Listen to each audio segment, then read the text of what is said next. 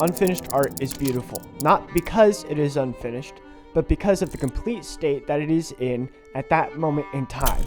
It shows intentionality. It shows the vision before the final vision is complete.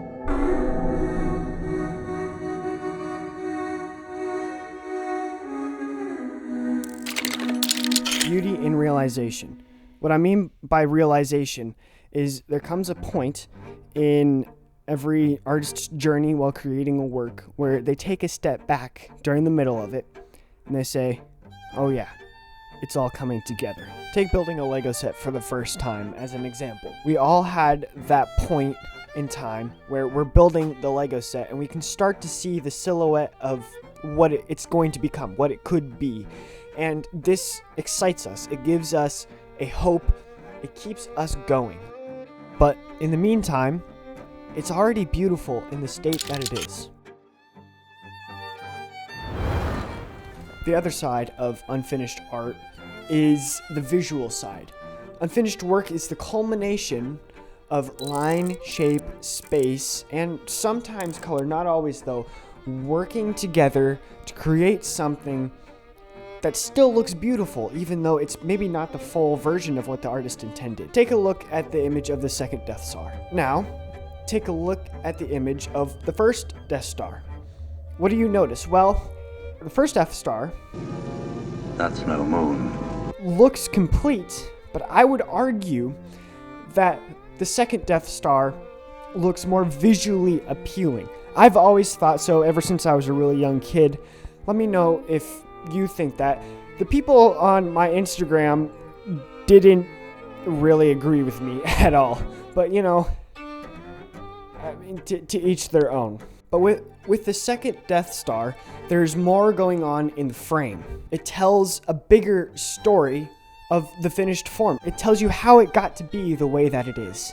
The complete Death Star has no reference to where it came from or how it got there, whereas the second does. The second tells a story. It gives us clues to how it was put together. And to me, that is interesting and beautiful. This is a perfect use of negative space. The unfinished edge gives your eye somewhere to look.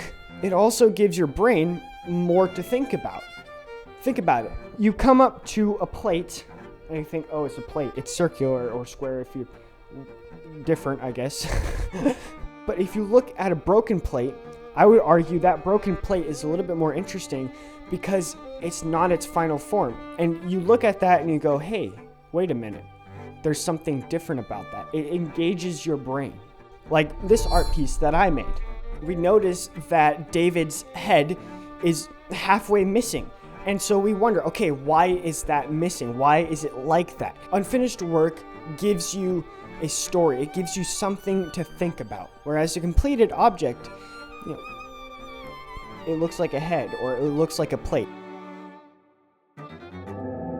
Now, it's time to put this artwork up in the museum with all the other artwork I've made over the years.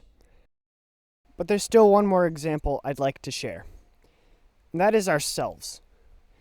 See, we're created in God's image, perfect in His eyes. Just see Genesis 1, verse 26. But we are all unfinished.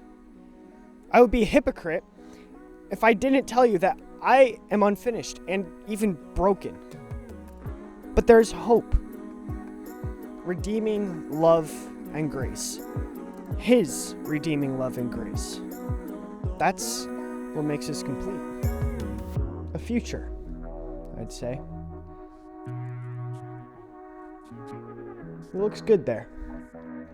If you like this video and you want to support me, just head on over to my store. I got this artwork and I got many other cool things that can just brighten up your day, I'd say. Make your life a little bit more interesting.